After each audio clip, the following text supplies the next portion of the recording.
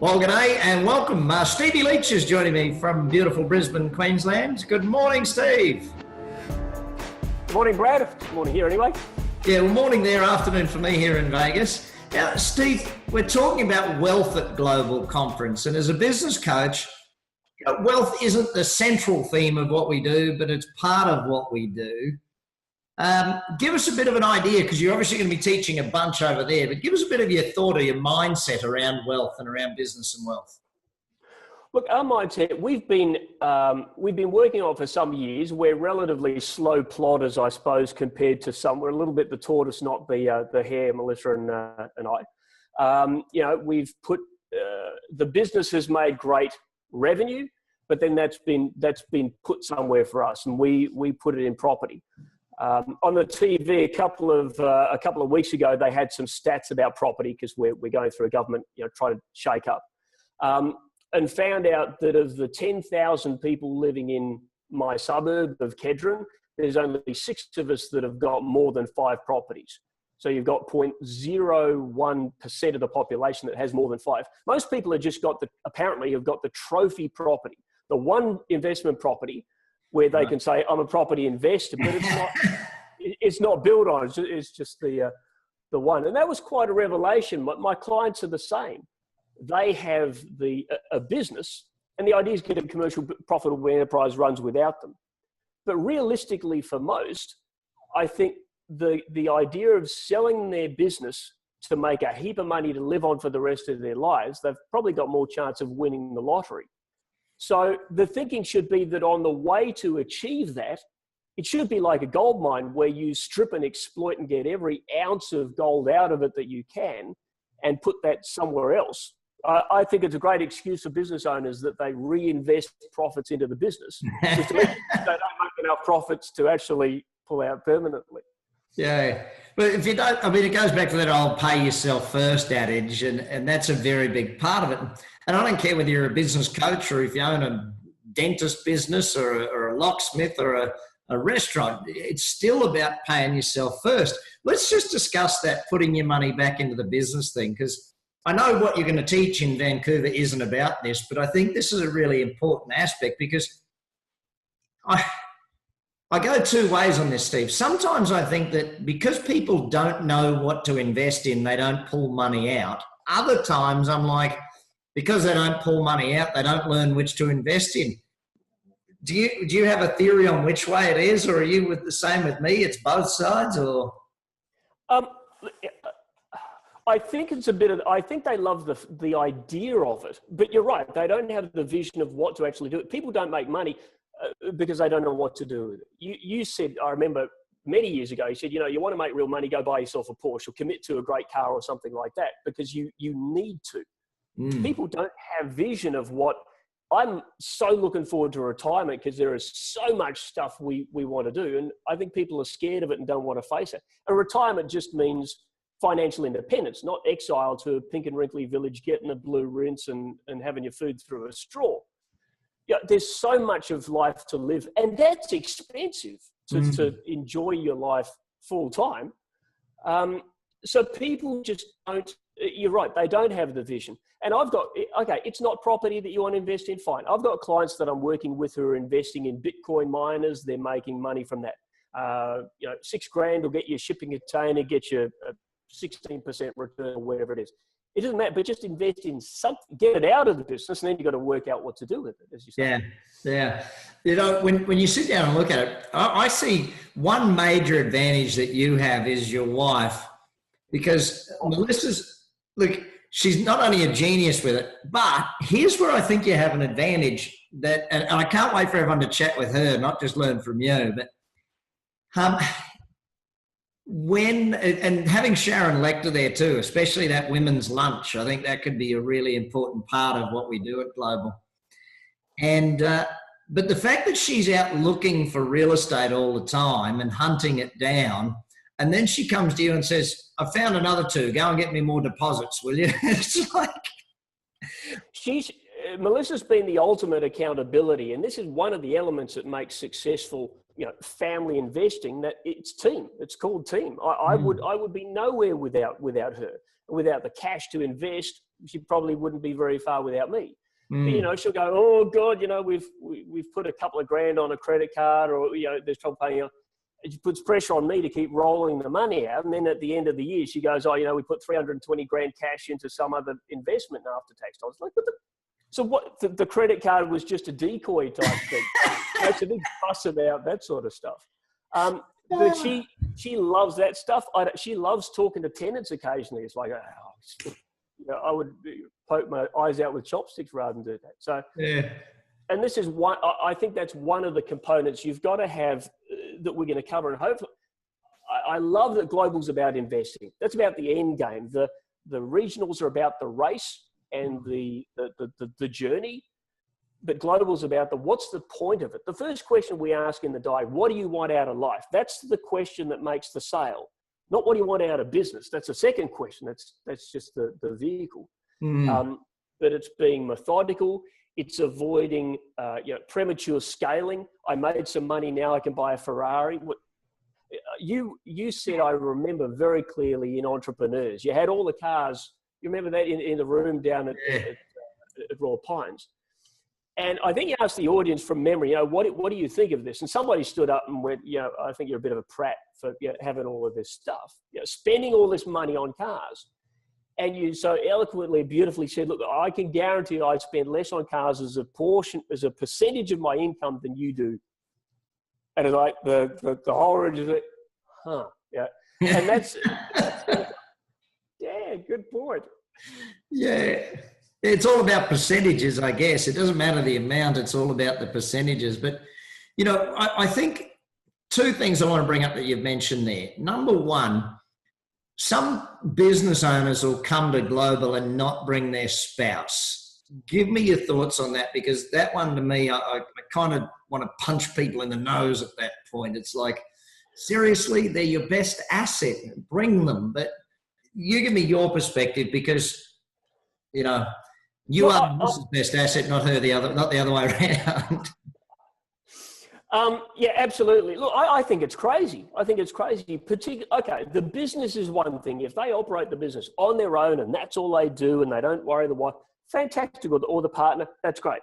But this is life that they're supposed to live together. And the more one person learns about life and investing in the future without the other, just means the greater the likelihood of the divergence of life paths. And then, marriages don't last and relationships don't last, and it's not a good thing. For both people to be inspired in the same direction would be brilliant. I think it would be essential for them to come. Yeah, I think that's perfect way to put it. Yeah. So second thing you mentioned there is the end game versus the race. Give me more of your thoughts on that, because, I think that we do, because we're business coaches, get caught up in just the business. We forget that the aim of the business is to provide the cash flow to invest. How do you explain that to people? Give us more of your thoughts. Look, I did a bit of a survey a few years back, and I asked business owners why they got into business. And I've always asked my clients, and there have been two key reasons. One, I want to be my own boss. Two, I want to make decisions. And it's like, be careful what you wish for, because they're their own boss and their own employee. So most of them work, 2 full-time jobs at least, or 3. So they got their wish that they get to be their own boss and their own employee. If they grow beyond that, yes, they make all the decisions, including should I go to lunch now or at 1 o'clock type thing. Oh yeah. So that makes them think they're an owner. So they end up with it's a perpetual make work project. They operate the business. It's something to do. It's like building a kit car in your shed. You never actually want to finish it, because then there's no reason to go to the shed on the weekend. I think that's how they consider their business. But when they eventually get sick of the damn thing and try and sell it, they get cents in the dollar for it, because it's not finished. The person that buys the kit car wants it to be finished and drive it off and go somewhere in it. So one, they don't want to finish it, because then what would they do? And secondly, where would they go once it's finished? So that's, as a metaphor, that's what I'm thinking of, that end game. The purpose is to keep themselves busy for most business owners. Whereas the way you've put it, it's about creating assets outside of the business. So even if Because, everyone has the dream of selling the business for big money. So even if it doesn't sell for big money, you're still financially free. Look, Steve, and this is a really important point to reach, especially on the subject of wealth, that until your income outside of your business is larger than your income in your business, you still got to go to work. I don't know how to convince people that. How do you convince someone that that's the job? That, we're going to spend 3 days learning about it, but unless someone's actually committed to learning it, it doesn't matter how many days we spend teaching it. If no one shows up to learn, they're still not going to do it. Sure. But if and this is the catch-22 of education and application, but if they come to global, if they come to Vancouver and they get enough, it's the first steps. If they get enough education to go, that is realistic instead of a fantasy, then hopefully they'll take some of that, they'll start taking the action. They know it's frustrating. We've all seen those movies, whether they be spy movies or bank robbery movies, where whoever comes into massive wealth and at the end they lose it all. And it's like, you didn't keep one goddamn golden Krugerrand in a safety deposit box. So you didn't take any of that out and invest it anywhere. You've lost everything. Everyone pulls their hair out over it, but that's what people are doing. Oops, we lost a business. Not an ounce of gold anywhere. Not one investment property. Come on.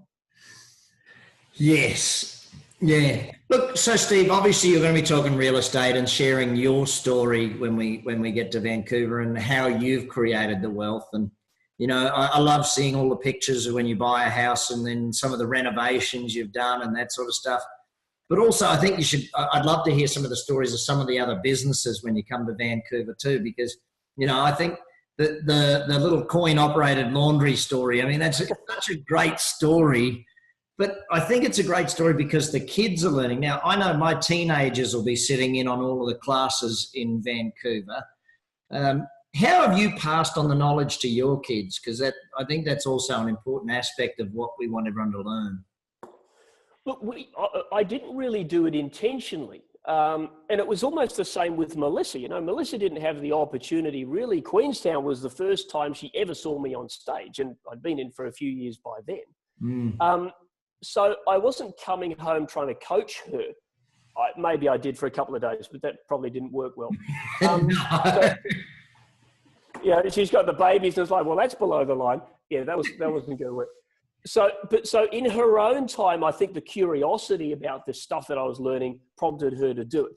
The kids are the same. They've just been sort of saturated in what we do. And I remember asking Harry, we bought one property and I said to Harry, and he was tiny, maybe he wouldn't have been 10, maybe 6 or 7.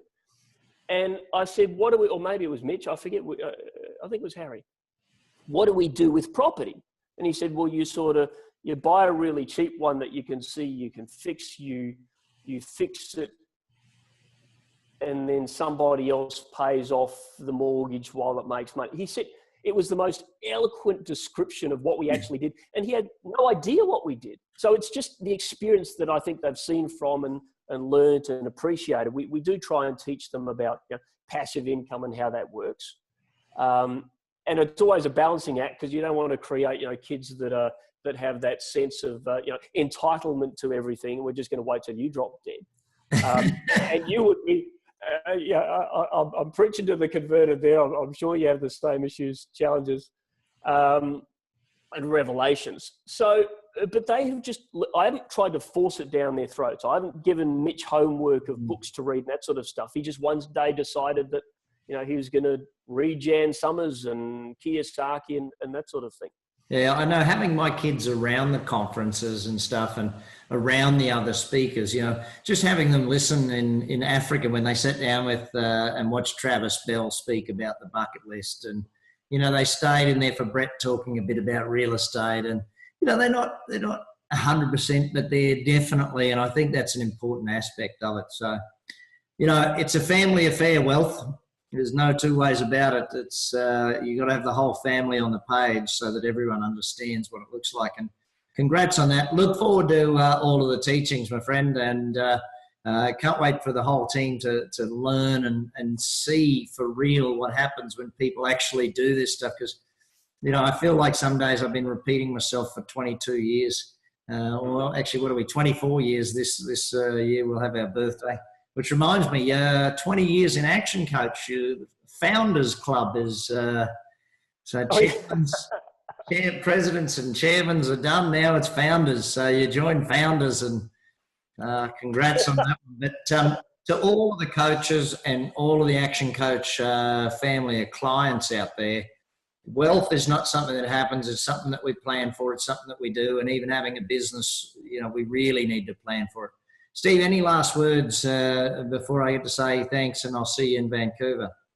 Look, other than that, this stuff is simple. It's not easy, but if you stay disciplined and it's simple and it's methodical, it's not Warren Buffett type. It's not Warren Buffett type stuff. It's just about taking little steps over the long term, and it'll come. So looking forward to seeing everybody in Vancouver, sharing a bit of my knowledge and being able to grow and learn from Sharon and the other great speakers that are there. I'm looking forward to that. It's going to be fun. Thanks, mate. Take care, Steve. See you soon.